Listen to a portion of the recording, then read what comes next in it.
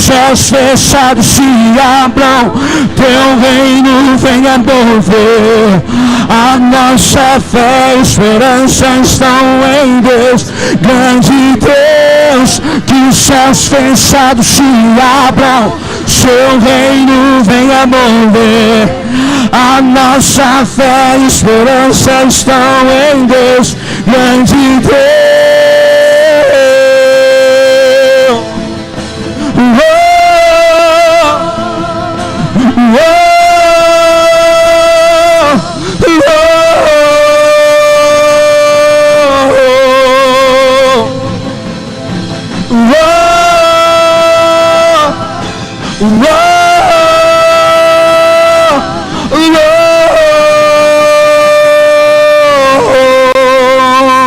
Você pode celebrar e exaltar a esse Deus. Aleluia. Te bendizemos, Senhor, neste lugar. A Ti a honra, a glória, o louvor, a exaltação. A Tua igreja neste lugar te exalta, te glorifica e te diz: te queremos mais, Senhor, te queremos mais. Amém? Se sente no seu lugar. Aleluia. Que bom poder celebrar o Senhor neste lugar. As crianças podem descer devagar, sem correr. Amém? Eles vão sem correr até ali na porta. Depois da escada ali, eles dão um galope. Que a tia tem que segura. Amém, querido? Tem alguém aí?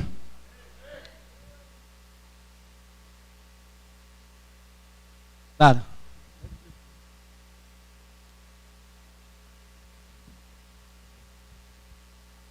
Graças a Deus. Amém, querido? É uma noite muito especial de entrega, de louvor, de exaltação ao nosso Deus. Nós estamos mais um domingo numa rota que nós vamos chegar domingo que vem. Então você não pode perder domingo que vem. É o encerramento dessa rota. Nós vamos celebrar tabernáculos neste lugar, debaixo de um céu de muita redenção. De fato, essa palavra que nós vamos compartilhar hoje, eu estava falando para os meninos aqui do louvor, que é algo muito, muito forte. Né? E eu peço que você aí no seu lugar beba, receba, tenha, anote tudo, porque isso vai ser muito especial para nós compreendermos algumas coisas no final da próxima semana. Né? Nós já tivemos essa semana passada uma ministração sobre a rota de redenção, e hoje eu quero compartilhar com vocês uma palavra também dessa rota, que tem por título Volte para Casa. Vamos repetir comigo: volte para casa. Mas fala com vontade, com quem acabou de tomar um café reforçado, ou já jantou, né, ou já tomou um caldo. Repete comigo: volte para casa. Muito bem, graças a Deus. Olha só, quantos aqui já ouviram falar da história de Oséias? Quantos aqui conhecem Oséias? Quem foi Oséias? Amém. Quantos aqui não conhecem, nunca ouviram falar sobre Oséias? Levanta a mão assim. Não? Isso, tem... Então assim, né? Aqui, né? Não tem problema. Quantos ouviram falar sobre Gomer? Gomer, quem foi Gomer? Quantos ouviram falar? Já diminuiu, né? Sabe quem é Oséias, mas não sabe quem é Gomer. Gomer foi a esposa de Oséias. Né? Então, eu quero aqui comentar, falar com vocês sobre Gomer e Oséias. Então, Gomer foi a esposa de Oséias. E, na verdade, é uma história muito, muito dramática. É uma história na Bíblia muito dorama. Né? Eu estava estudando, daí a Andara, eu falei assim: nossa, essa história de Oséias e Gomer é muito dorama. Pois é, cheio de emoções. Né? E, de fato, quem curte aí, eu particularmente não curto. Né, estão tentando me enveredar por esse caminho, né, mas eu sei em quem tenho crido, amém? Porque eu sei que é um caminho sem volta. Quem aqui assiste dorama? Amém? Lá, tem lá gente que assiste, tem gente aqui que se manifesta, eu assisto aqui, ó. Amém, glória a Deus pela sua vida, é muito legal, né, que o Senhor, muito legal, que o Senhor te abençoe. Mas enquanto eu estava estudando sobre isso, e daí que eu vejo, fala, né, eu percebi que existe um drama muito forte nessa história, porque ela é cheia de emoções. Então, quantos aqui já pararam para orar, ou já fizeram? Quantos aqui já se perguntaram para Deus, para o Senhor, não sei em que momento da sua vida, você olhou para o Senhor e disse assim: Senhor, como o Senhor me vê? Quantos já tiveram essa coragem? Quantos já tiveram essa ousadia? Quantos que em momentos de adoração ou de celebração ou em fases da sua vida, você pôde olhar para o Senhor e dizer assim: Senhor, como o Senhor me vê?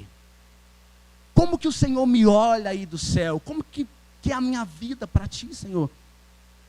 E é interessante que Deus aqui, Ele usa a vida pessoal de Oséias como um símbolo de relação para com Israel. Então a história de Oséias e Gomer nada mais é do que um símbolo. Deus usa a história pessoal de Oséias para trazer um aprendizado para Israel, porque a partir dessa história é exatamente a forma como que Deus está vendo o relacionamento de Deus para com Israel, é igualzinho à vida de Oséias e Gomer. Então Deus, ele toma a história de Oséias e ele usa a história dele, porque é exatamente dessa forma que Deus está agindo que Israel está agindo com o Senhor. E aos olhos de Deus, o povo estava assim como uma prostituta. Gomer, se você não sabe, era prostituta. O Senhor falou para Oséias se casar com ela. Então hoje o negócio vai ser bem dramático aqui. Deus chamou Oséias para profetizar acerca da condição que o povo estava aos olhos de Deus. Então a idolatria, a imoralidade, a religiosidade hipócrita, os pecados aos olhos do Senhor eram muito fortes. Então o Senhor aqui lhe retrata através de Oséias exatamente isso, porque o povo estava para com o Senhor como uma prostituta, como alguém de religiosidade hipócrita, como alguém de pecado. Subia nas narinas do Senhor o pecado de Israel. E o Senhor então toma a história de Oséias para poder falar com o povo. Eu quero que você abra comigo a sua Bíblia em Oséias capítulo 1. Querido, se você tem um aplicativo, ou se você trouxe a de papel, eu peço que você abra, porque nós vamos ler, e a leitura é um pouco extensa, nós vamos ler 3 capítulos. Ah, mas nós vamos ler 3 capítulos, tenho certeza que alguns aqui não leram os 3 capítulos em casa hoje, da Bíblia. Então nós vamos ler juntos os 3 capítulos, e vamos ser impactados por essa história. Eu preciso ler com você, mas é extenso, a gente precisa ler, para compreender, para ter uma amplitude maior dessa história, amém? Oséias capítulo 1, abra aí comigo. Se você não trouxe, pode acompanhar na tela, os meninos vão jogar lá para a gente. Mas eu peço que você leia Oséias capítulo 1, a partir do versículo 2. Eu vou ler na versão A Mensagem, que diz assim: Na primeira vez que o Eterno falou com Oséias, ele disse: encontre uma prostituta e case-se com ela. Faça dessa prostituta a mãe de seus filhos. E aqui está a razão. Toda essa nação se transformou num prostíbulo. Eles são infiéis a mim, o Eterno. Foi o que Oséias fez. Ele escolheu Gomer. Escolheu quem? Gomer, filha de Diblaim. Ela engravidou e lhe deu um filho. Então o Eterno disse: dê a ele o nome de Jezreel. Não vai demorar para que eu faça o povo de Israel pagar pelo massacre em Jezreel. Então, estou acertando as contas com o reino de Israel. O dia do pagamento está chegando. Vou cortar os arcos e flechas de Israel em cavacos no vale de Jezreel. Gomer engravidou de novo. Dessa vez, teve uma filha. O Eterno disse a Oséias: chama-a de sem misericórdia. Minha paciência com Israel se esgotou. Minha misericórdia acabou. Não há mais perdão. Judá é outra história. Vou continuar a ter misericórdia deles. Vou salvá-los. É o Eterno que vai salvá-los. Não serão suas armas e exércitos. Não será a força dos seus cavalos ou soldados. Depois que Gomer desmamou sem misericórdia, que é o nome da segunda filha, ela engravidou de novo e teve um filho. O Eterno disse: dê a ele o nome de ninguém. Vocês se tornaram ninguém para mim, e eu, o Eterno, sou ninguém para vocês. Mas um dia, a população de Israel vai expandir em números como a areia da beira da praia. No mesmo lugar em que uma vez foram chamados de ninguém, eles serão chamados de alguém de Deus. todos em Judá e em Israel serão reunidos como um povo. Eles vão escolher um único líder. Ninguém será capaz de detê-los. Será um grande dia em Jezreel. Dê um novo nome ao seu irmão, alguém de Deus. Dê um novo nome à sua irmã, cheia de misericórdia. Capítulo 2.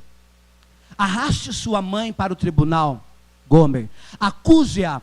Ela já não é minha esposa, já não sou seu marido. Diga a ela que pare de se vestir como uma prostituta, oferecendo os seios como forma de pagamento.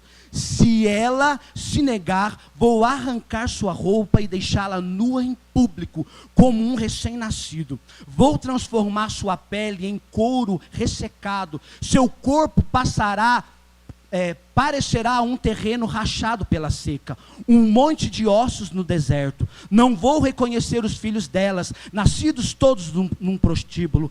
Encare isso, sua mãe é uma prostituta, que põe filhos bastardos no mundo. Ela disse, vou me encontrar com os meus amantes, eles vão me dar comida e bebida, vão me vestir e me mimar, me perfumar e me enfeitar. Mas vou dar um jeito nela, vou abandoná-la num campo de espinhos e soltá-la num beco sem saída. Ela vai sair à caça dos amantes, mas não vai conseguir agarrar nenhum deles. Ela vai procurar em todos os lugares, mas não vai encontrar nenhum. Então ela vai dizer, estou voltando para o meu marido, aquele com quem comecei. Aquela vida era muito melhor que essa. Ela nem sabia que era eu quem sustentava e enfeitava, que era eu quem a vestia com roupa da última moda e com mais belas joias, que ela esbanjou nas loucuras orgias de Baal. Estou prestes a segurá-la com uma rédea bem curta. Chega de comida e bebida, roupa íntima fina e robes de seda são coisas do passado. Vou expor a sua genitália em público. Todos os seus amantes de uma noite só serão impotentes para ajudá-la. Acabou a festa, estou pondo um basta em todo esse negócio. Seus fins de semana desenfreados e seus dias santos, nada santos. Vou destruir os seus suntuosos jardins e suas fontes ornamentais, das quais ela tanto se orgulhava. A prostituição pagou tudo isso. Logo serão depósitos de lixos, terrenos baldios, onde os gatos e os vira-latas virão procurar por comida. Vou fazer que ela pague por ter tido prazer na religião promíscua, na sensualidade, na sensual adoração a Baal e no sexo promíscuo, incluindo no pacote, aproximando-se perigosamente de seus amantes, vestidas para matar. Em tudo isso, sem nunca pensar em mim. Oséias capítulo 3. O começar tudo de novo. E agora aqui está o que eu vou fazer.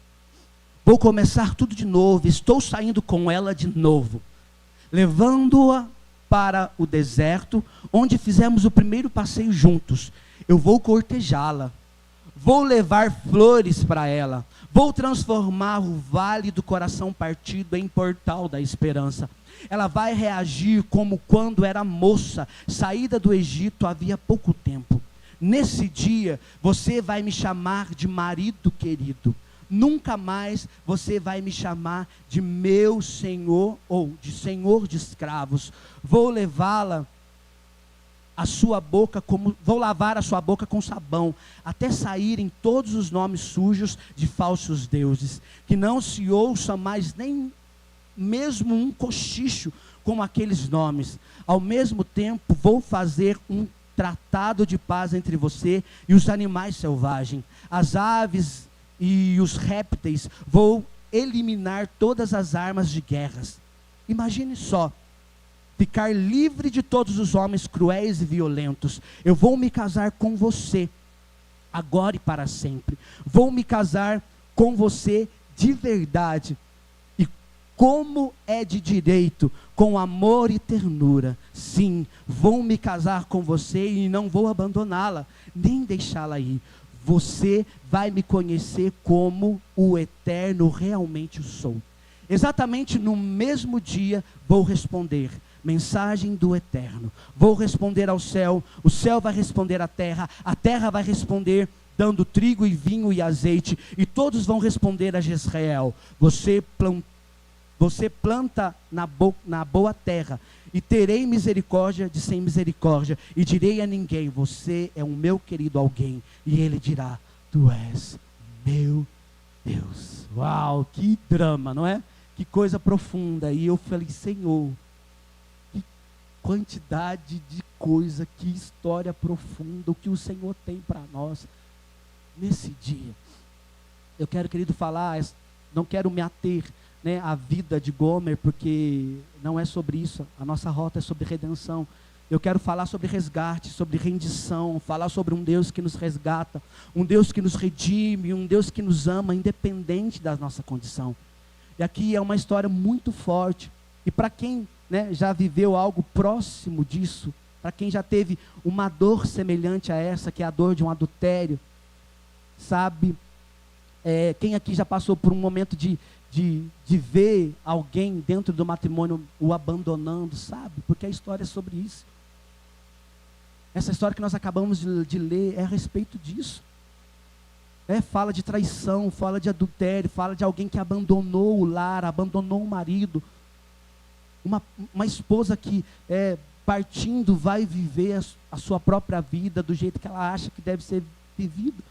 E hoje, se nós trouxermos para os nossos dias, isso de alguma forma tem sido algo muito normal nas casas, nas famílias. Hoje, a gente olha para o cenário e a gente vê, isso tem sido comum. Muitas famílias hoje, muitos casamentos têm se acabado porque um decidiu viver uma vida dissoluta. Porque um da relação decidiu viver a vida de solteiro. Porque um da relação decidiu quebrar a aliança. E às vezes nós olhamos para isso, nós olhamos para esse cenário e nós temos por comum. Isso não é comum, querido. Isso não tem que ser comum. Então nós percebemos que isso tem se tornado na sociedade algo muito comum. Sabe, querido, se você de alguma forma já experimentou a dor da traição, se você que está neste lugar hoje já experimentou disso, ou já passou perto disso, é complicado. Para quem trabalha, né? A Geco Flor trabalhou muito com casal. A pastora Nancy é psicanalista.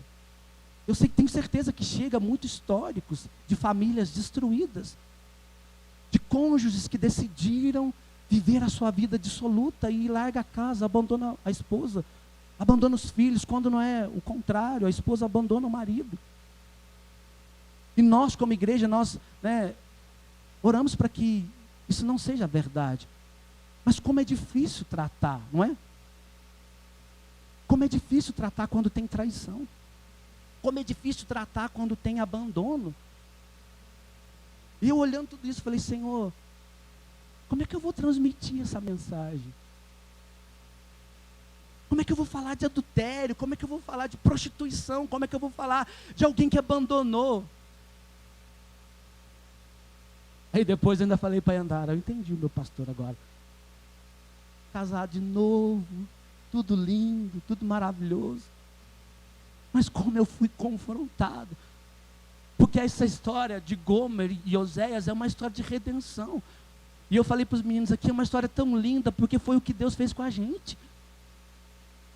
Foi o que Jesus fez conosco, foi o que Deus fez com você. Porque a gente olha esse drama de Gomer e Oséias e a gente fica assim: nossa, mas que mulher. Que mulher.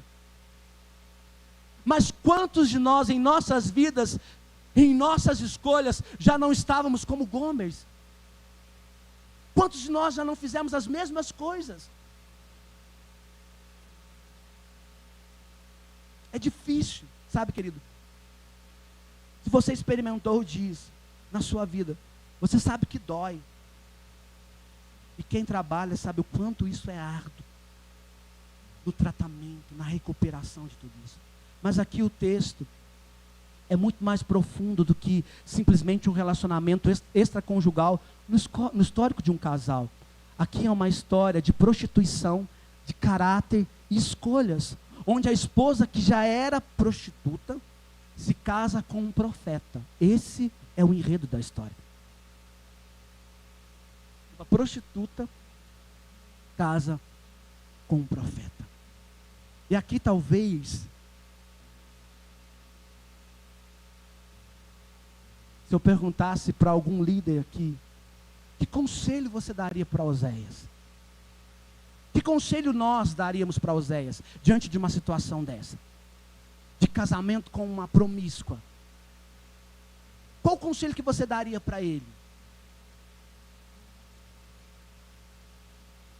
Porque Oséias, ele era um profeta, ele era um pastor. Oséias era alguém que carregava uma mensagem. Oséias era alguém importante. O povo sabia quem Oséias era. Sabia da índole, sabia do caráter, sabia da santidade, sabia da mensagem que ele carregava. Ele era uma figura pública, uma figura de autoridade espiritual. Ele era alguém conhecido por todos. Qual conselho você daria para um homem desse? Sai dessa. Você tem certeza disso? Você vai procurar sarna para se coçar. Olha, essa mulher, olha o histórico dela. Olha quem ela é.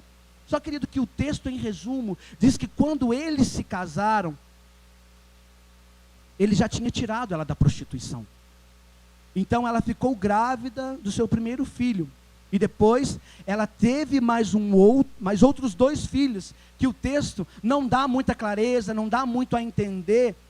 Não tem comentários se eram de Oséias ou não. Provavelmente não era. Não era de Oséias. Já tenho certeza que já era resultado das saidinhas dela. Ela era uma pessoa que saía, dava suas voltinhas, engravidava, se engravidava e voltava. Ia viver com outro homem e voltava grávida. O texto diz que em algum momento Oséias dá um basta naquilo. Não basta. Ela sai e vai viver a vida dela na prostituição e Oséias segue a sua vida.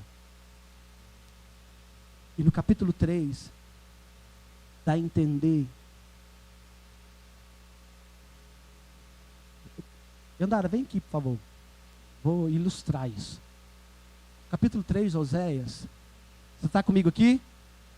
Amém.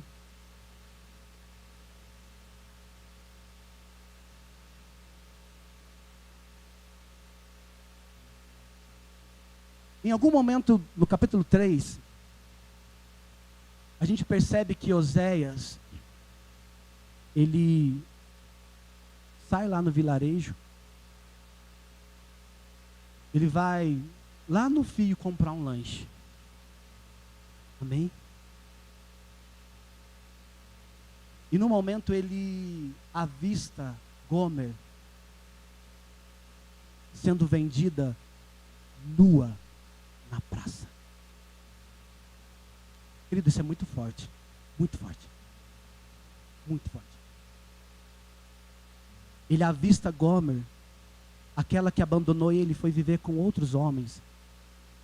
Ele avista ela sendo vendida como escrava nua.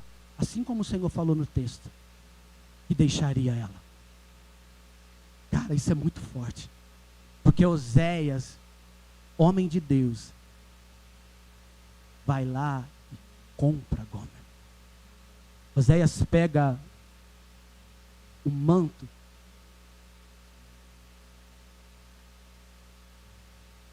e cobre a nudez de Gomer.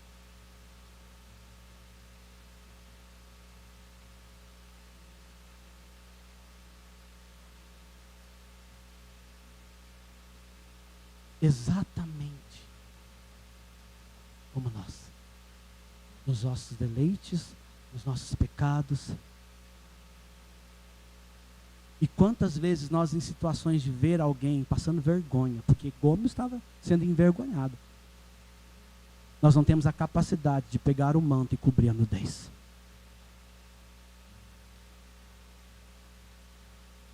Puxa aí na sua mente. Quantas pessoas você conhece que talvez hoje estejam num momento de nudez, aonde está passando vergonha. E a gente olha nas praças e diz assim, olha lá fulano passando vergonha, sendo o cavalo do cão. Não é assim que a gente fala? A igreja é muito dotada disso. Querido, eu falo isso porque isso é muito verdade para mim. Essa palavra falou comigo. Essa palavra me atravessou. A gente se acha no direito, igreja, de dizer que está sendo cavalo do cão. Mas a gente não pega um manto e vai lá cobrir a vergonha. A gente chega na igreja e comenta, você viu fulano? Está lá. Mas sequer mandamos uma mensagem. Jesus te ama. Eu estou aqui para você. Ele não sabe que ele está nu. Ou às vezes até sabe, né? É a escolha que ele fez. Mas a gente não sabe cobrir vergonha. Isso mexeu muito comigo.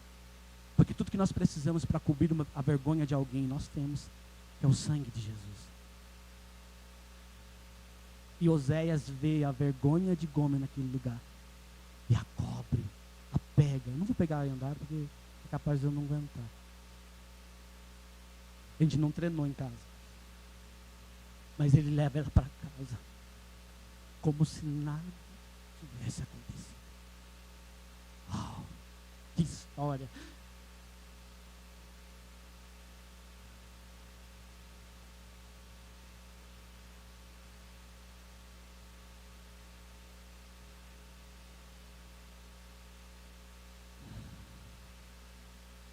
Ele olha, reconhece, compra como escrava, para que ela não seja mais envergonhada e para que ela termine a sua vida, para que ela não termine a sua vida em humilhação. Só que quando ele traz ela para casa, Deus fala com ele assim, olha, você comprou ela, mas ela não vai ser sua escrava. Você pagou um preço por ela, mas ela não vai ser sua escrava. Você vai se casar com ela e começar do zero. Deus pede para que Oséias se case como se nada tivesse acontecido. E Oséias aqui, querido, é a figura de um Deus resgatador, de um Deus que vai buscar, de um Deus que vai atrás. Essa é a figura de Oséias aqui. E nós precisamos entender que toda revelação bíblica é sobre um Deus que busca, um Deus que resgata, um Deus que vai atrás, um Deus que nos desmancha em graça, um Deus que estende compaixão, um Deus que estende misericórdia, é de um Deus que estende perdão, é de um Deus que salva. Toda a história bíblica, todo o enredo bíblico é sobre um Deus que derrama salvação, é sobre um Deus que nos busca com livramento. É de um Deus que nos dá provisão, é de um Deus que nos dá cura, é de um Deus que nos traz restauração, é de um Deus que nos traz, querido, rendição. Isso para todo aquele que crê. Fato é, querido, que cada um de nós já passamos por este momento de cativeiro. Já nos encontramos, sim, dentro de um momento de cativeiro. Já vivíamos sim uma vida de promiscuidade, já vivíamos sim uma vida de prostituição, já vivemos sim uma vida de vício, já vivemos sim uma vida de religiosidade hipócrita. Todos nós já passamos por isso. Todos nós já tivemos as nossas experiências que foram ruins, que nos marcaram. Seja ela de adultério, de prostituição, de drogas, de filhos nas drogas, de depressão, de infidelidade, de vida de engano. Todos nós já tivemos o nosso momento, a nossa fase. Nós fomos encontrados por este resgatador. E a mensagem é sobre isso. Não é sobre o pecado, mas é sobre o que o Redentor vem fazer em nós. Ah, querido, cada um de nós já estávamos em nossos caminhos de pecados perdidos. E às vezes a gente pensa que nós chegamos aqui com as nossas próprias forças. Nós chegamos aqui porque a minha condição deu. Eu cheguei porque eu sou forte. Não. Deus não se move, ou Deus não se revela por causa da minha condição. Todos nós já tivemos a nossa condição. Mas a sua condição é uma oportunidade de Deus se mover na sua vida.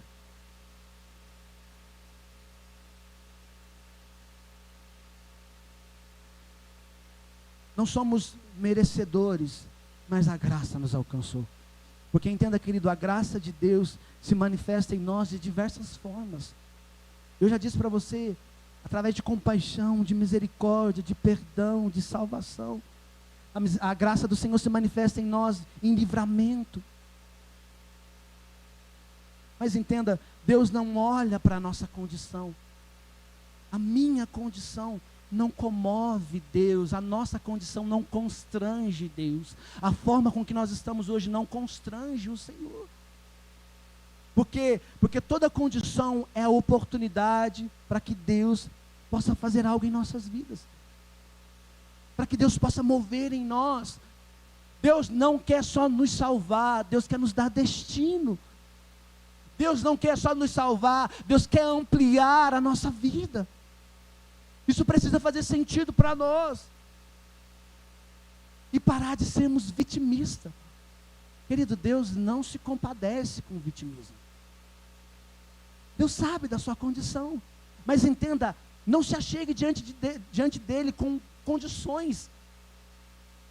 Muitas vezes a nossa oração diante do Senhor, a gente já começa: Senhor, eu estou aqui, o Senhor sabe o jeito que eu estou. Pobre, cego e nu, sem direção. Ai, Senhor, tem algo aqui. Talvez Deus olhando para nós lá do céu: meu Deus, né? Quando? Mude a expectativa. Mude a sua expectativa com relação a Deus. Mude a sua expectativa com relação a Deus. Não se apegue à sua condição, mas veja a condição como uma oportunidade. Veja a forma que você está hoje, veja o que te trouxe aqui hoje. Olhe para Deus: Deus, faz algo novo aqui. Transforma, muda. Sabe, querido, vemos aqui Gomer, uma mulher perdida na história, condenada pelas escolhas que ela fez e pelos pecados. Uma mulher destinada à vergonha e à humilhação. Uma mulher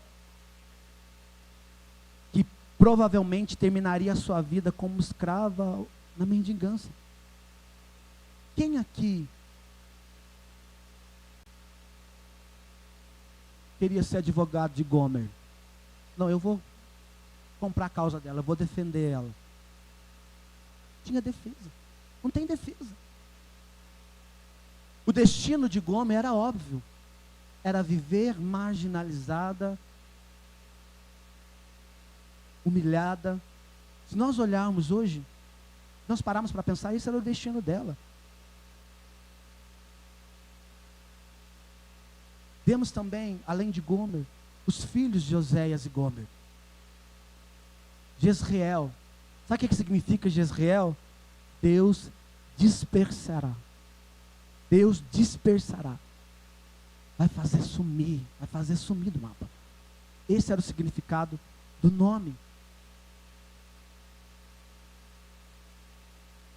Loruama. Sabe o que significa Loruama? Desfavorecida, não amada. Espera que tem mais. Loami, não meu povo. Esse era o significado do nome deles. Agora imagina Gomer arrumando a mesa para a janta. E senta lá o disperso, a desfavorecida, a desgraçada, e o não meu povo para jantar com ela. Porque os nomes, os filhos, eram consequência das escolhas e do pecado dela. Agora pare e pense. Gomer arrumando o prato do desfavorecido. Gomer arrumando o prato da desgraça. Querido, isso é muito forte. As consequências das escolhas de Gomer fez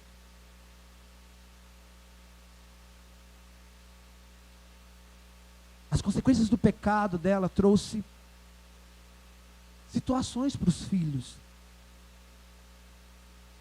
E isso era explícito. Ela via isso todo dia. E o Senhor manda dar um nome para cada um deles, porque era o destino que eles teriam. Era o destino que eles teriam. Então, uma vida de pecado, de idolatria, de imoralidade, uma vida de mentira, de adultério, uma vida de engano, deixa herança em nós. E alguns são irreversíveis. Agora, o que a graça de Deus faz é transformar aquilo que poderia ser uma vergonha em honra. Aquilo que poderia ser maldição, Ele revoga e transforma em testemunho e em bênção. Mas nós precisamos entender que as nossas escolhas, elas trazem consigo consequência. Se nós escolhemos, pois, fazer o bem, nós vamos colher, nós vamos ter frutos bons. Mas se as nossas escolhas são feitas debaixo de pecado, a consequência também vai vir, querido. E aqui nós vemos que foi cruel na vida dos filhos de Gomer. Só o Redentor para trazer alívio e trocar o nome. Mas nós precisamos entender hoje que as nossas escolhas e que a nossa vida de pecado tem consequência. Eu acho interessante que às vezes, dentro do processo de pecado, né? Muitas das vezes nós estamos colhendo o fruto de um pecado e nós estamos já chegando diante do Senhor culpando Ele. Ou clamando por algo que nós plantamos. Tem uma canção do Diante do Trono que fala: quem pecar, vai pagar. Quem pecar, vai morrer. Eu acho lindo porque Tabernáculos fala da volta de Jesus. E quando eu comecei a estudar sobre isso, eu falei: Senhor, nunca mais eu vou entrar em tabernáculos devedor. Porque nós falamos e nós celebramos e nós esperamos sobre um Deus que vai vir. Mas nós não olhamos para o nosso interior, nós não analisamos, nós não nos arrependemos para ir com Ele. Porque, querido, não se engane. Se Jesus voltar e a gente estiver em pecado, a gente não vai. Se Jesus voltar e a gente tiver, como é que chama quando a gente recebe? Não, quando a gente recebe, a gente vai no supermercado, a gente recebe lá, a gente paga a conta, eles dão pra gente, como é que chama? Recibo. A gente não vai se o recibo tiver lá: Robson está devendo. Então a gente celebra, a gente faz. Cara, eu fiquei em choque. Estudando tudo isso, eu fiquei em choque. Meu Deus, tudo que eu estou fazendo, tudo que a gente está preparando, é lindo, é maravilhoso para o Senhor vir. Mas se a minha vida não estiver preparada, o Senhor vem e eu fico. Uau. Falei: Senhor, tem misericórdia de mim. Tem misericórdia da minha vida, Deus, porque eu preciso me converter. E Oséias também fala a respeito do resgatador. Então nós falamos de Gomer, dos filhos,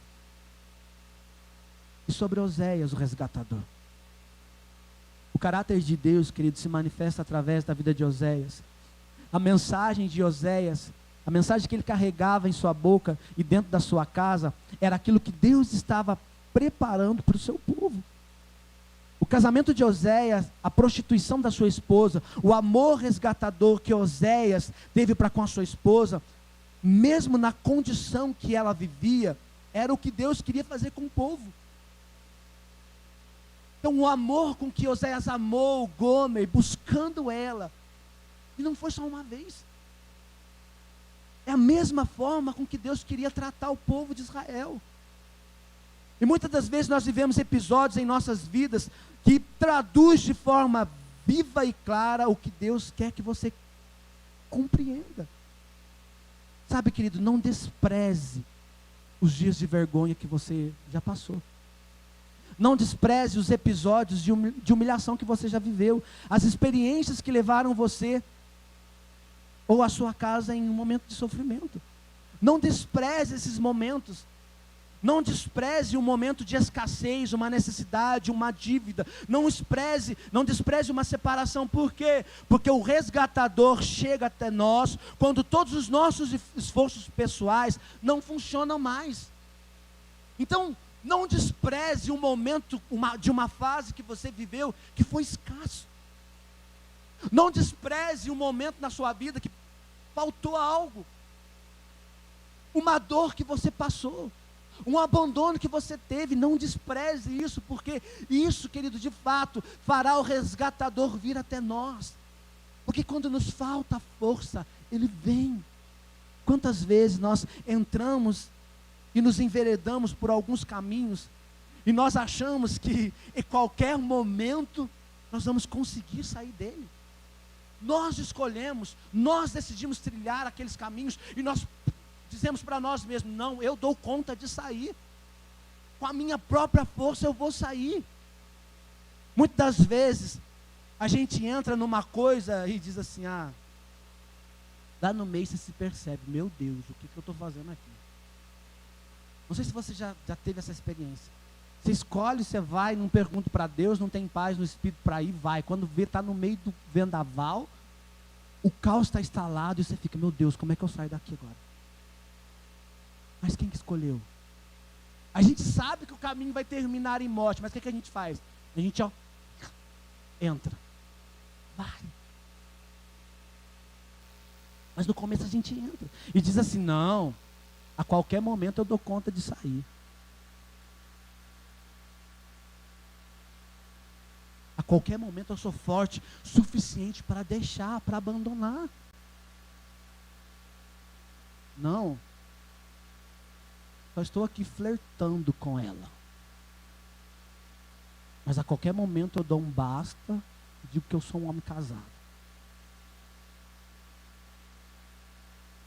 Não, eu sou forte. Se você fosse forte, você não flertava.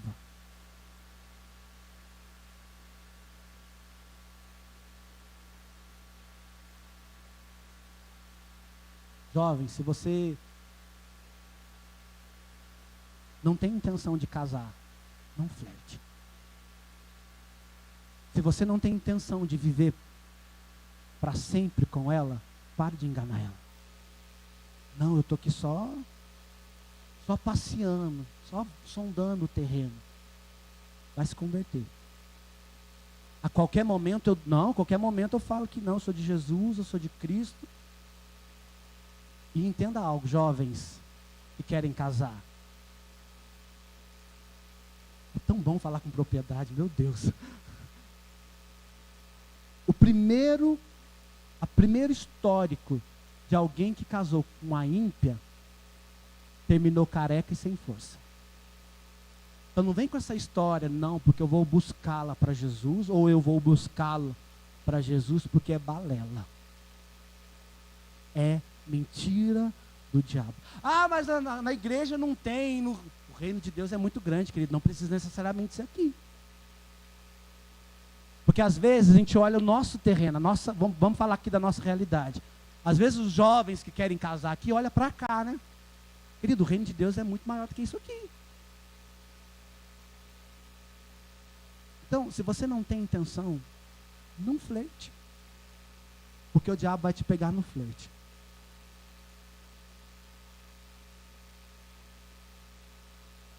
Não, eu só estou vendo algumas fotinhas aqui. Mas daqui a pouco eu desligo o computador, porque eu sou forte. A Bíblia diz assim: um abismo chama o outro. Gente, isso é muito forte. Não, eu sou forte, eu vou conseguir vencer. A qualquer momento eu desligo, apago tudo, apago o histórico. Você apaga o histórico. Mas quem precisa ver, eu imagino Deus. Sabe, eu imagino Deus, eu fiquei assim, imagina eu apagando o histórico, e Deus olhando com a mãozinha no bolso assim, ó. Não foi para isso que eu te criei. Mas você quer ir? Sabe, tem gente que não se contenta em pisar no cocô. Tem gente que pisa, sabe aqueles pisão que você escorrega? Só que não se contenta só em pisar, leva para casa, chega lá em casa, ainda passa no capacho, porta assim. O pecado faz isso, que tem pecado que não é nem sobre você. O pecado, ele cresce. Já viu o pavão? Tem pecado que é assim. Tem pecado que...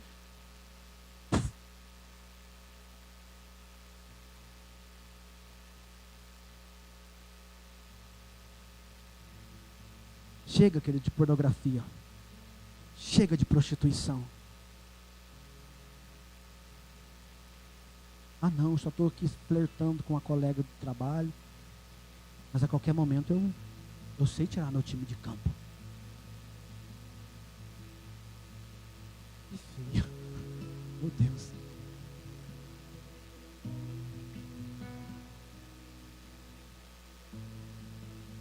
Meu Deus, tem misericórdia de nós.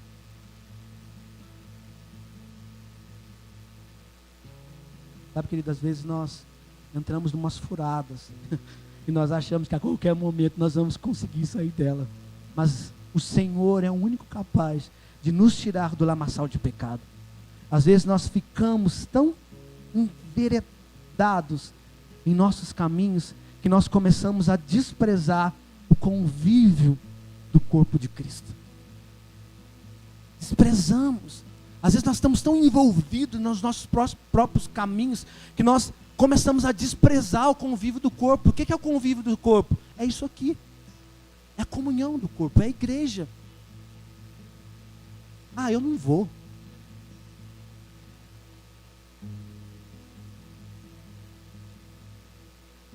Eu disse quinta-feira que eu acho engraçado que a primeira coisa que a gente corta na nossa vida quando a gente precisa justificar alguma coisa é a igreja.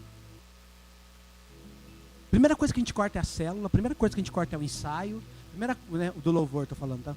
Estou falando do outro ensaio, não. Primeira coisa que a gente corta é o culto. Ah não, estou cansado. Quem aqui não está? Mas são escolhas. Querido, quantas das vezes você pode testemunhar? Você veio para a igreja cansado. É pecado dormir no culto? É pecado dormir no culto, gente? Não, não é pecado. Ah, eu não vou para o culto porque eu durmo. Querido, vem dormir aqui. O Senhor fala com você por osmose. Tem gente aqui dormindo hoje. Vou começar. Ei, é pecado dormir no culto? Não. Querido, vem. Está cansado? Vem.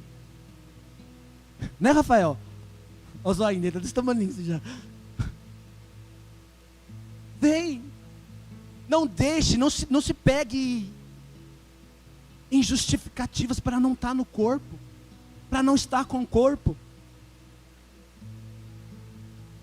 Eu acho engraçado que a primeira coisa que corta é o convívio. A primeira coisa que corta é o relacionamento com Deus. Meu Deus.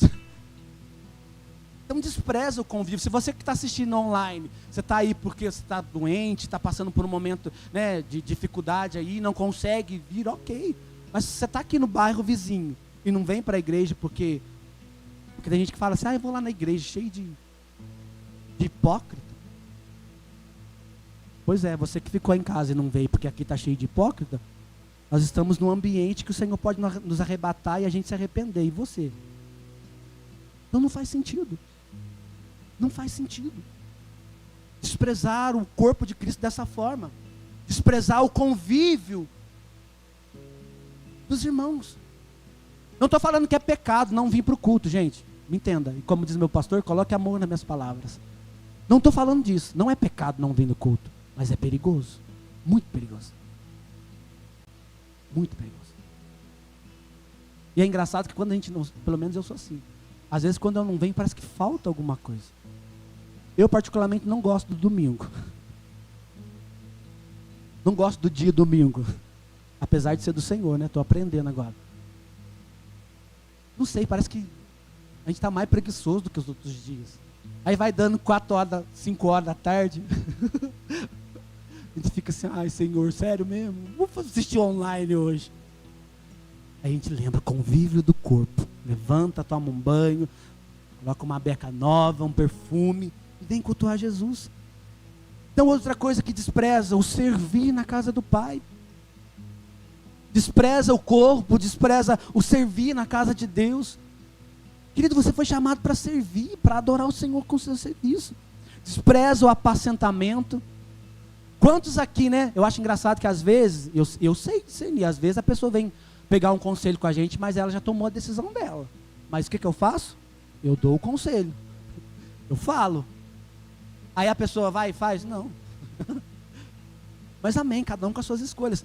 Mas quantas pessoas desprezam o apacentamento? Ah, eu não vou falar porque o Robson está pegando muito no meu pé. Eu pego mesmo. Né, Daniel?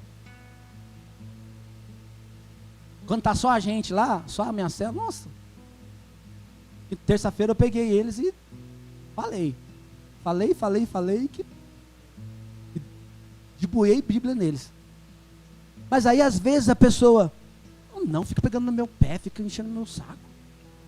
Fica com o negócio de Deus, com o negócio de Jesus, com o negócio de jejum, com o negócio de devocional. Querido, se você está com um propósito de ir para o céu, essa é a vida cristã que a gente tem que ter aqui. Eu não deveria pegar no pé de ninguém. Já deveria ser a nossa. Se eu estou com intenções de ir para o céu, o que eu preciso fazer na terra para que apresse isso? Para que me caracterize para viver o céu? É isso. Sabe, então, não despreze apacentamento. Os seus líderes te amam. O seu pastor te ama. E aquilo que é de Deus na boca dele é para conserto da nossa vida, é para direção, é para destino. Então não despreze apacentamento. Desprezamos tudo aquilo que nos caracteriza como filhos de Deus. E eu estava falando para ele sobre identidade. Existe um poder na identidade. Se nós como igreja entendermos isso, meu Deus. Eu disse que quando Deus criou todas as coisas, Deus viu que era bom. Então, ao criar, Deus olhou para aquilo e aprovou. É bom. Aí Deus faz algo novo no outro dia. Ele olha para aquilo e, nossa, é bom. E Ele aprova. Aí o Senhor fez isso com a gente. Eu vou criar o Robson. Nossa, uau, é bom. Ele aprovou. Colocou a identidade dele em mim. Colocou a identidade dele em você. Aprovou-nos. Colocou características dele em nós. Mas o que nós fazemos muitas das vezes? Nós queremos ser diferentões. A moda agora é ser crente diferente. E a gente vai para a internet, a gente vai para o Instagram. Eu não lia comentários. Daí depois que eu aprendi com a amiga, gente, é muito legal você ler comentários. Cara, você fica assim, dá uma vontade de escrever, mas é a minha maturidade cristã diz assim, não, melhor não entra nisso, né? Mas é muito bom, leia os comentários, você vai ver cada coisa, meu Deus. Serve o quê? Serve até para rir, justamente. Serve até para a gente passar umas vergonhas também, aí fulano de tal, aí pra você ver. Esses dias eu abro um aspas aqui, eu estou terminando já, estou dentro do limite. Esses dias eu vi uma cantora gospel, eu falei para os meninos, né? Eu não ia falar o nome, mas o Samuel Boca de Bacia jogou o nome da mulher na célula. Né, Samuel? Aí ele sabe quem é a cantora. Aí a cantora falando mal da Parede Preta. Porque agora, né, todo mundo resolveu falar mal de nós. Aí que a minha igreja é da Parede Preta, eu já me cingi de força, né? Já fui lá no Oséias 6, falei, não, eu vou responder essa incircuncisa. Aí eu comecei a ler os comentários da cantora gospel. Porque o comentário era basicamente assim: essas igrejas que ficam pintando suas paredes, colocando suas luzes para se parecer com o mundo. Não tem intenção nenhuma aqui em se parecer com o mundo. Aí eu fui buscar o histórico. Aí eu falei assim, poxa, qual é o fruto que essa menina dá? Quem que ela pastoreia? Muita gente no Instagram. No Instagram é fácil pastorear. No Instagram é muito fácil. Porque um monte de gente tomando as dores dela, falando, é isso mesmo, aí não sei o quê, você está certa. E deu uma vontade de escrever, vai se converter só. Filho de Jezabel. Porque não sabem o preço que os pastores pagam por ovelhas.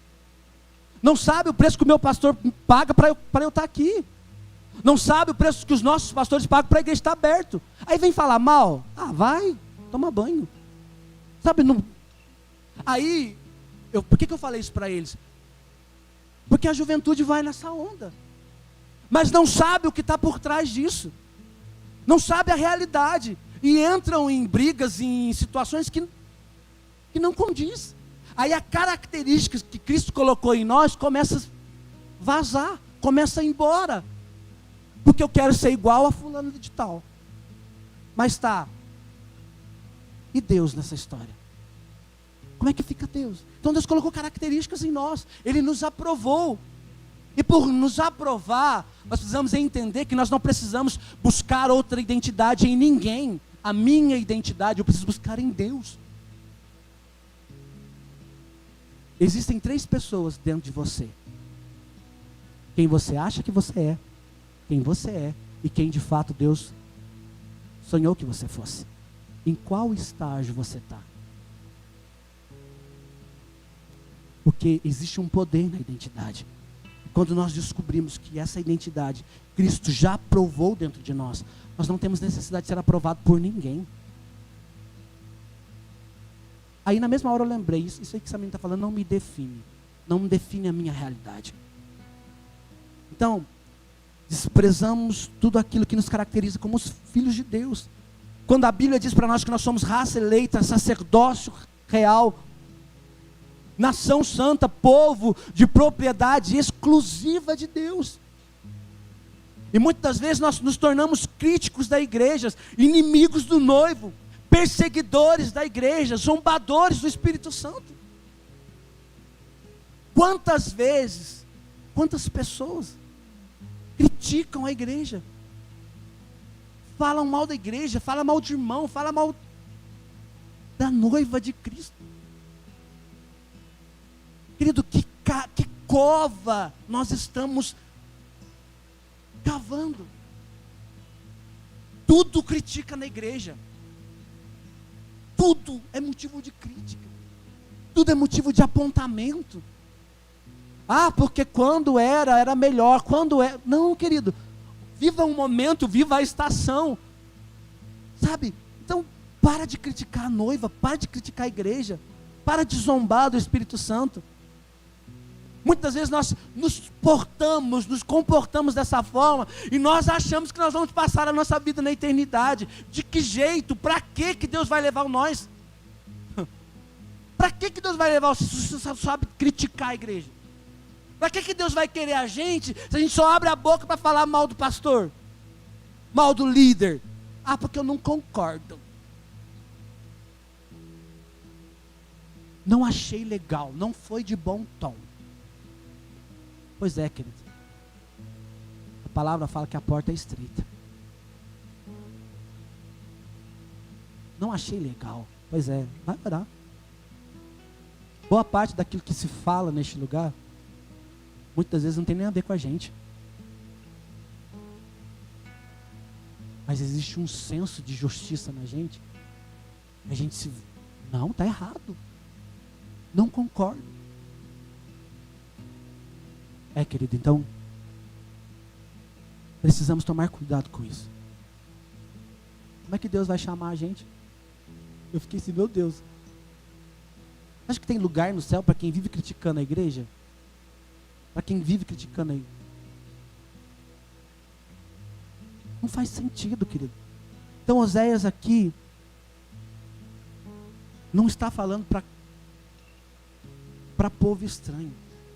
Oséias aqui, porque às vezes a gente pensa, né, essa história, isso que você acabou de ler para a gente aí, é para quem é ímpio. Não, a história aqui, Oséias está falando para quem é crente. Oséias está falando para quem tinha conhecimento, para quem tinha currículo de livramento. A mensagem de Oséias, capítulo 1, 2 e 3, é para quem conhecia Deus. É para nós. Essa mensagem hoje não é para o ímpio, não é para aquele que não veio. Essa mensagem hoje é para nós. Não tem nada nela que caracteriza alguém que não conhece Jesus. Ela está literalmente falando para nós que somos os santos, que já vivemos experiências em Deus, que já vimos Deus tirar a gente do lamaçal do pecado, que já experimentamos de milagres sobrenatural do céu. Essa mensagem é para nós. Essa realidade é para nós, que já bebemos do céu neste lugar. E que a nossa carne já está gritando Deus, mas a mensagem é para nós: cuidado, cuidado. A rota de redenção não é para alguém que você conhece ou que não veio. A rota de redenção é para mim e para você, que somos tentados todos os dias. Querido, o diabo não brinca de ser diabo. Todos os dias ele tenta roubar a nossa identidade em Cristo Jesus. E é tão poderoso nós entendemos quem nós somos em Deus, porque o diabo, ele entendeu isso já, igreja. Por isso ele briga todos os dias para roubar características de Deus que o Senhor colocou em nós. Isso é muito forte. Então essa mensagem é para nós que estamos envolvidos na casa do Senhor, para nós tomarmos cuidados com tentações, para nós não nos envolvermos em paixões, em seduções desse mundo, para nós abrirmos os nossos olhos e perceber, saber discernir, que muitas das coisas vai levar para o buraco. Então essa mensagem é para nós. Sabe, eu poderia aqui dar várias ferramentas que nos tira do céu, que nos faz cair em tentação, mas eu vou te dar uma só. Quantos aqui tem Instagram? Pode ser os que tem 30, 20 seguidores, não tem problema. Quantos aqui tem Instagram? Até a senhora tem Instagram? Meu Deus, que chique! Muitas vezes o Instagram é uma ferramenta que nos tira do céu. Porque a gente passa boa parte do nosso dia só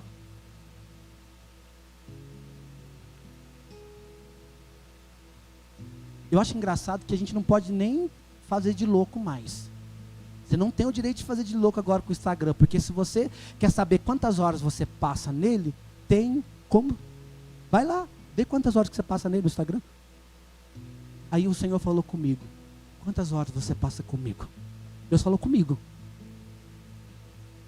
Eu fui lá no meu Instagram e quantas horas, Robson? Aí o Espírito Santo aqui dentro fervendo, sabe? E justamente no dia, eu não tinha feito nem meu devocional. Pensa numa vergonha. Pensa, vontade de bater com a cabeça na parede. Senhor, me perdoe. Porque a gente gasta tanto tempo com isso aqui. Querido, entenda. Eu também gosto.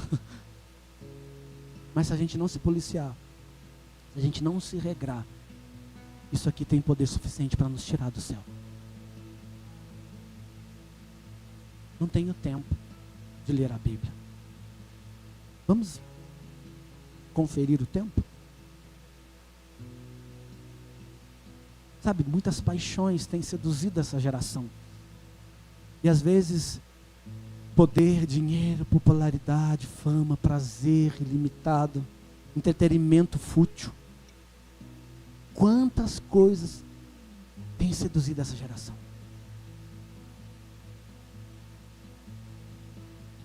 Nenhuma faixa etária é poupada. Homem, mulher, homem casado, mulher casada, jovens, adolescentes, crianças. Deixa eu falar algo para você: o diabo não está poupando ninguém.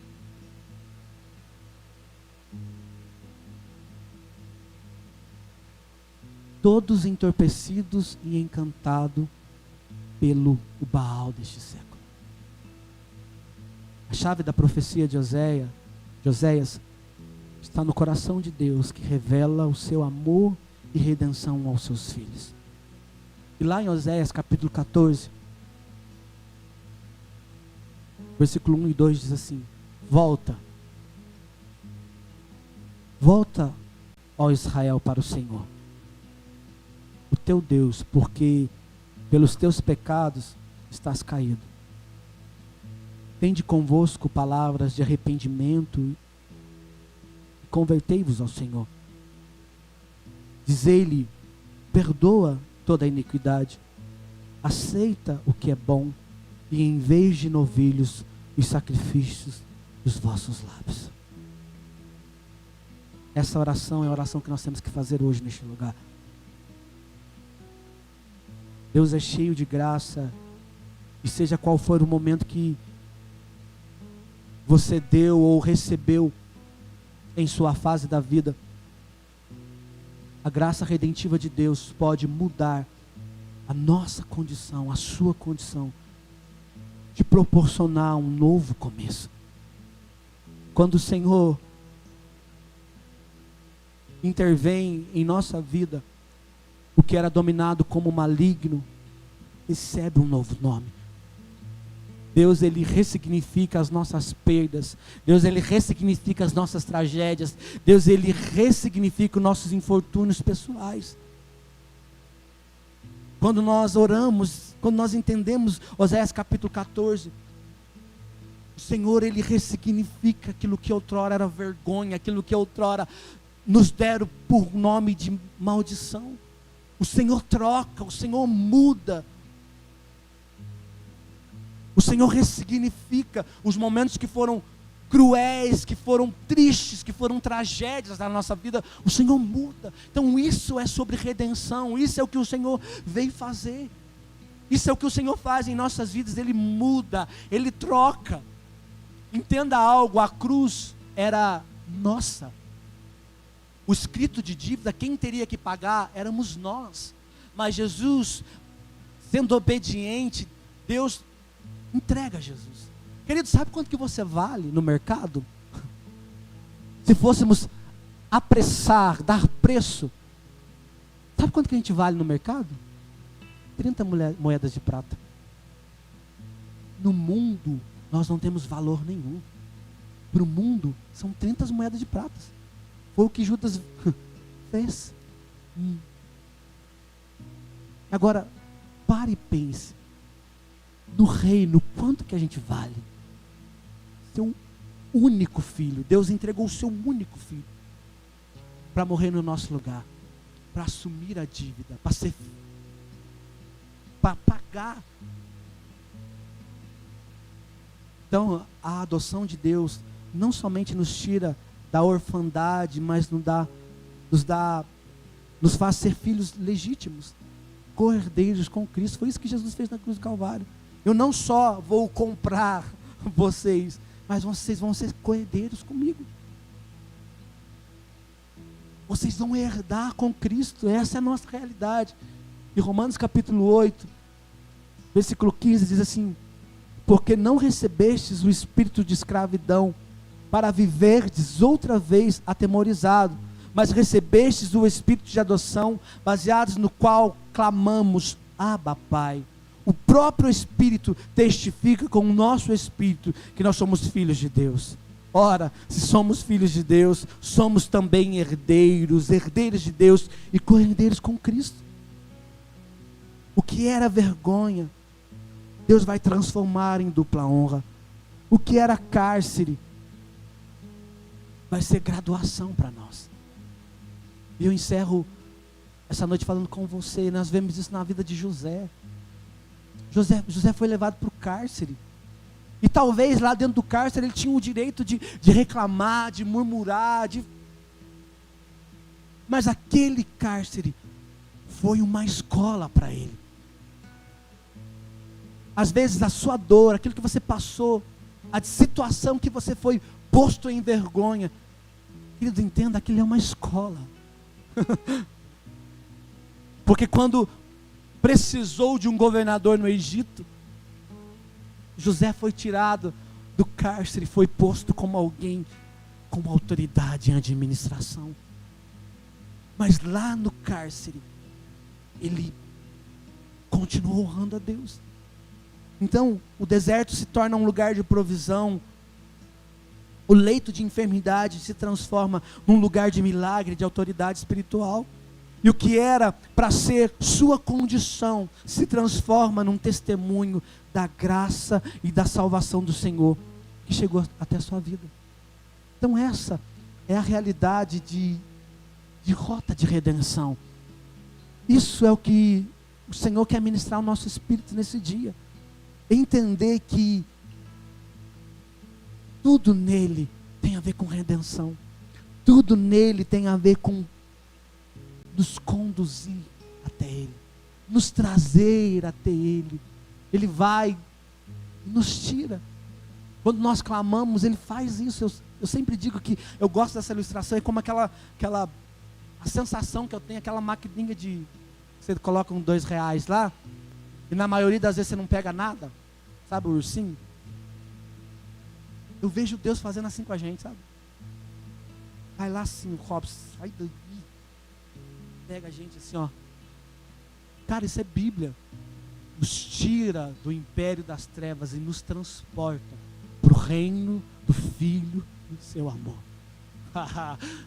Obrigado, Jesus, porque nós não vivemos mais debaixo de um império que nos força, mas nós vivemos no reino que nos fez ser filhos.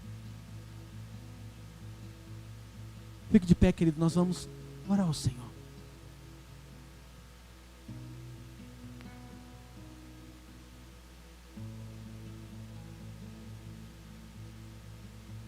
Eu quero desafiar você aí no seu lugar.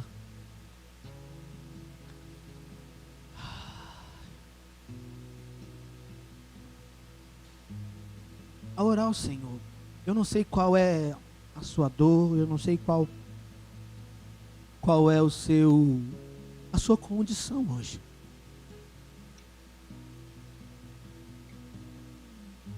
Mas eu gostaria que você, aí no seu lugar, fosse revestido de um arrependimento diante do Senhor. E que você ore ao Senhor agora. Senhor, mude a minha condição. Eu quero ser filho, eu quero viver as características de filho que o Senhor colocou em mim. Senhor, eu entendo que o teu amor na cruz do Calvário foi por mim. O Senhor me amou. E o Senhor me tirou de um império de trevas, de medo, de pecado.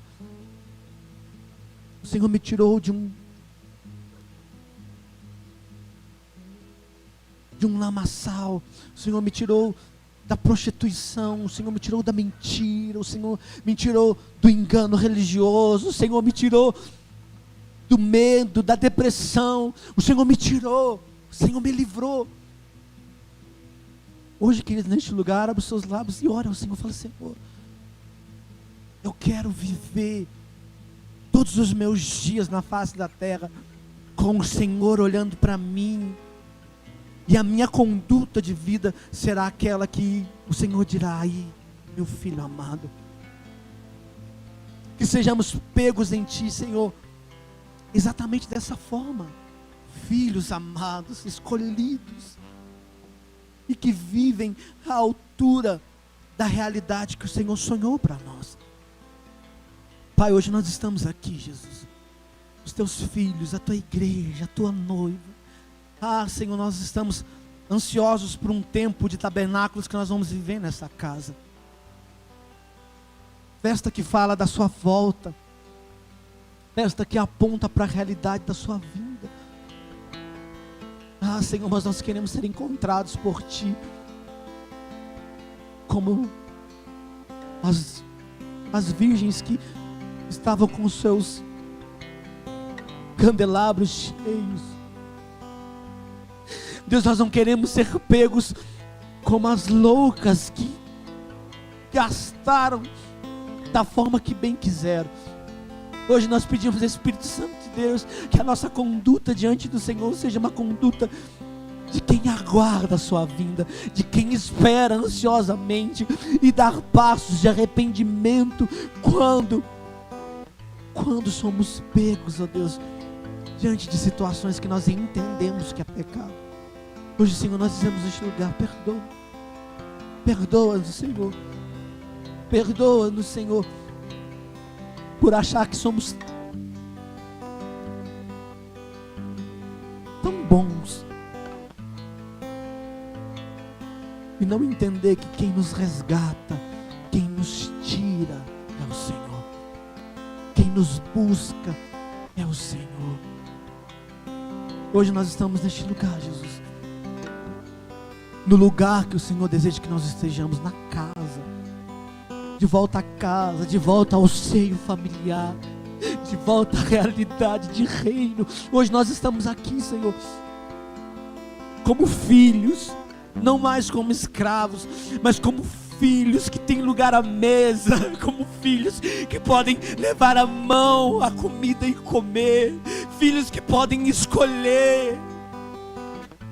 Ah, Deus, vem neste lugar hoje, traz um batismo de graça, traz um batismo de graça sobre nós, e de que nós não venhamos mais sair daqui.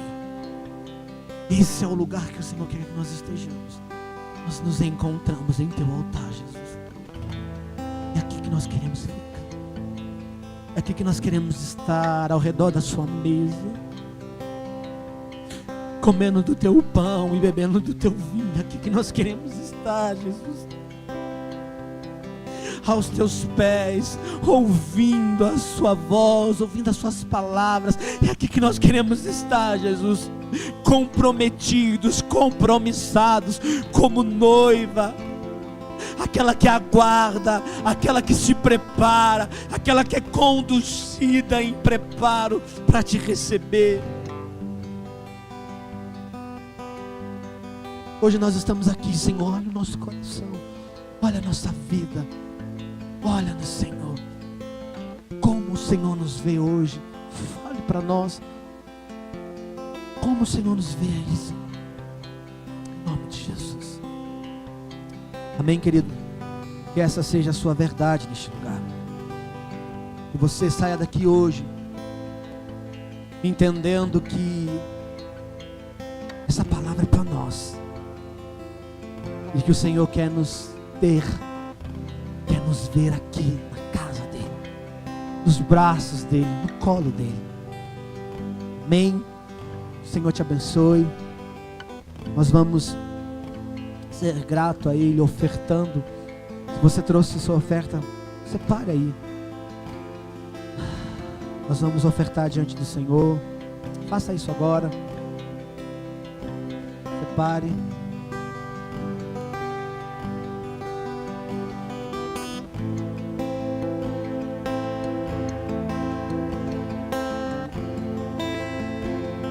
Nós vamos orar. Deus, obrigado pelos teus filhos que trarão diante do teu altar a oferta. Vão te honrar também, Senhor, ofertando, que nunca falte, mas que tenha sempre com fartura. É como diz a tua palavra, para ter, para emprestar e não tomar emprestado, para ser refúgio para todo aquele que precisar, Senhor. Que essa seja a realidade, a verdade dos teus filhos, que prosperem acima da média, que a sua semente possa ser plantada e dê bons frutos. Assim nós oramos em nome de Jesus. Amém. Se você trouxe, traga até o altar a sua oferta em nome de Jesus. Amém.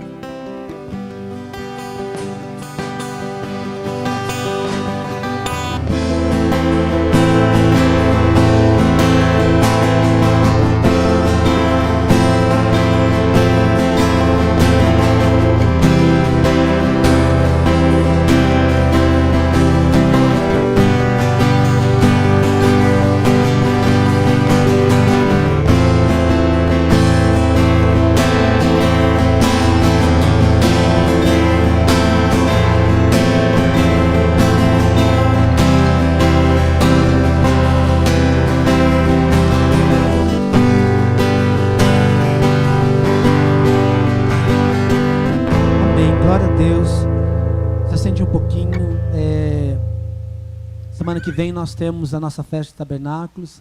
Amém? será um tempo muito especial de graça e de favor. Nós vamos celebrar o Messias neste lugar com muita alegria, com muita gratidão. E você é o nosso convidado, né? Esteja aqui, venha, traga alguém, querido.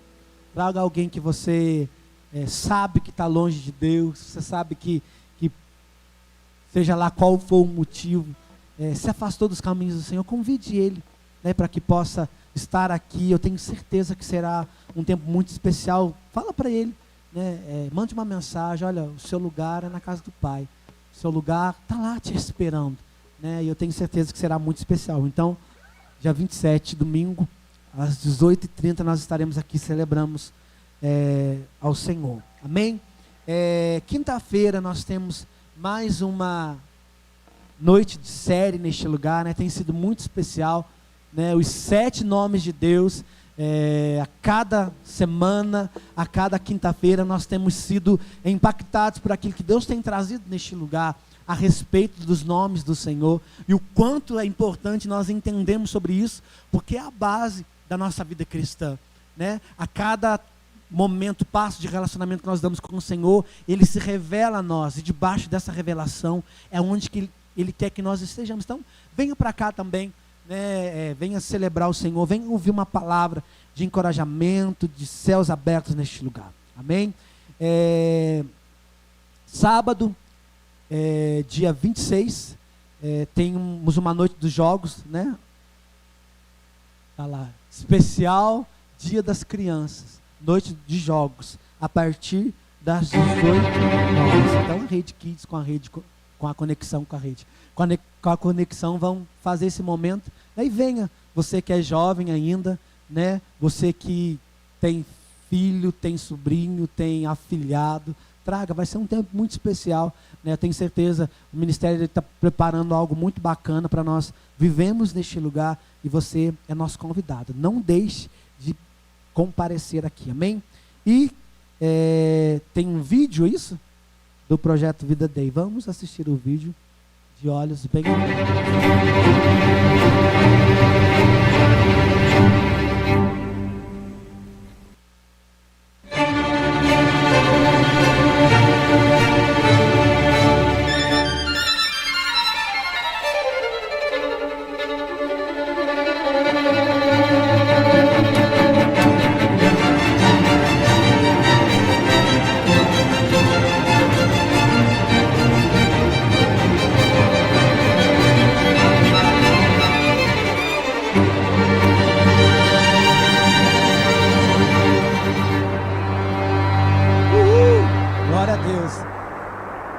Dia 20 de novembro, nosso Projeto Vida Day, né? E se você ainda não fez a sua inscrição, faça, né? Está no seu coração de ir, não se demore, porque tem poucas vagas, né? E quanto mais você demora, mais chance de não conseguir ir. Então, dia 20 será um tempo muito especial. Hoje o apóstolo estava até falando no culto de manhã, que é só para quem é filho, é só para quem é do Projeto Vida. Não é para convidar ninguém de fora, não é para filho de outra entranha, é só para os filhos, é uma reunião de família, né? Então é para nós que somos Projeto Vida. Então, se isso está no seu coração, faça a sua inscrição. Sessão 1, isso, na primeira sessão, na sessão de manhã, né? Se eu não me engano é R$20, né, a inscrição, e tem a taxa da condução, que é R$70. Isso. Se tiver mais de 3 pessoas, é R$50. Isso mesmo? Então, para quem... até 3, até 3. De 3 em diante. Isso, avisa a pastora Regiane quem fez a inscrição. Eu já fiz a minha, né? Então, faça, e será um tempo muito especial. Amém? Vamos ficar de pé, vamos agradecer ao Senhor por este tempo, por esse momento que nós vivemos neste lugar de favor do Senhor, de graça do Senhor derramado sobre nós. Feche seus olhos.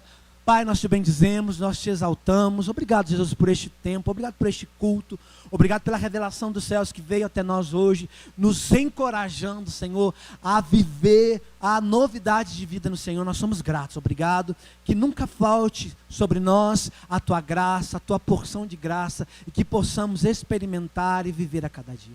Leva-nos debaixo da tua bênção, debaixo da tua proteção, que tenhamos um restante de noite abençoado, que a nossa semana seja uma semana de boas notícias, aonde se chegarão até nós a notícias do céu sobre nós, e que vamos viver uma semana abençoada. Por isso nós te bendizemos, te exaltamos, em nome de Jesus, amém. Amém, Deus te abençoe. Não sai daqui sem antes dar um alô para alguém, um abraço, né, sem compartilhar algo com alguém. Amém, Deus te abençoe. Vai na paz.